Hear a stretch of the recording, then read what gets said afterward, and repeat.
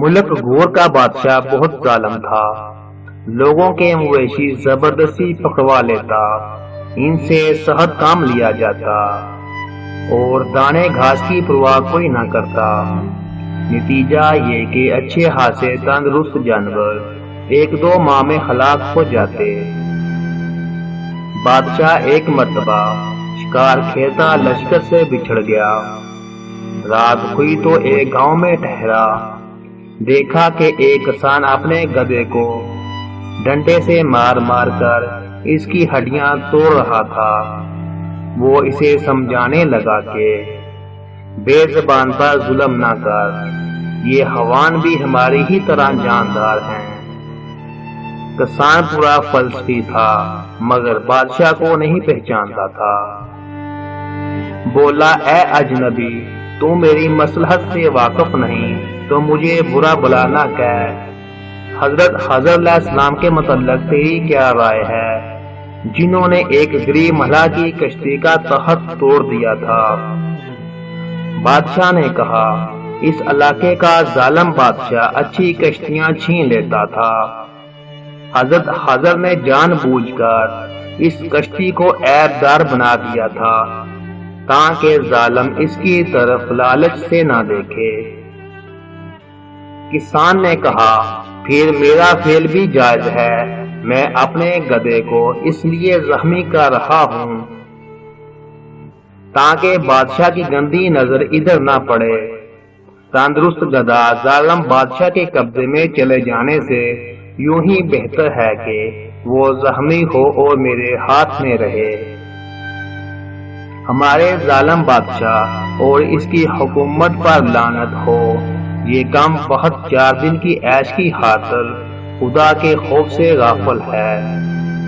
قیامت کے روز اس کا جو حال ہوگا تم بھی دیکھو گے۔ اس سے زیادہ منحوس اور کون ہے کہ جسے دوسروں کو تکلیف پہنچا کر خوشی ہو۔ کیا ہی اچھا ہو کہ یہ ظالم کسی دن اپنے بستر پر سویا ہی سویا رہ جائے۔ کسان کی بات معقول تھی، بادشاہ کو ناگوار تو گزری مگر سچی بات کی تاثیر سے اس کا دل کانپ اٹھا۔ جو رات کاٹی، صبح سویرے وہ اپنے تمام امیر وزیر جو بچھڑ گئے تھے تلاش کرتے کرتے ادھر آ نکلے۔ سارا گاؤں لشکر سے بھر گیا، سب وہاں ٹھہرے اور کھانا کھا کر آرام کیا۔ بادشاہ کو ذرا سکون ہوا تو بدتمیز کسان یاد آیا۔ سپاہی آ گئے اور اسے گرفتار کر کے بادشاہ کے سامنے لے آئے۔ بادشاہ نے جلاد کو سر اڑانے کا حکم دیا۔ جب کسان نے دیکھا کہ موت سر پر آ پہنچی ہے تو جو جی میں آیا جھٹ کہہ دیا۔ قاعدہ ہے کہ قلم کے سر پر چاقو چلتا ہے تو اس کی زبان اور تیز ہو جاتی ہے۔ بولا، اے ظالم، ایک مجھے مارا تو کیا، تیرے ظلم کی بدولت ساری دنیا ناخوش ہے۔ مارنا ہے تو سب لوگوں کا خاتمہ کر دے، اور اگر سچ پوچھے تو غریبوں کا خون بہانے سے تیرے حق میں بہتر ہے کہ ظالم سے باز آ جا اور اپنے اکابر سنوار لے۔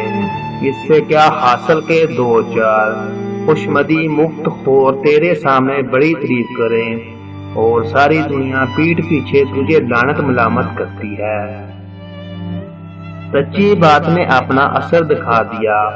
ظالم بادشاہ کو اپنی غلطی کا احساس ہوا، غریب کسان کی جان بخش دی اور شکرانے کے طور پر اس گاؤں کی نمبرداری اس کسان کے حوالے کر دی۔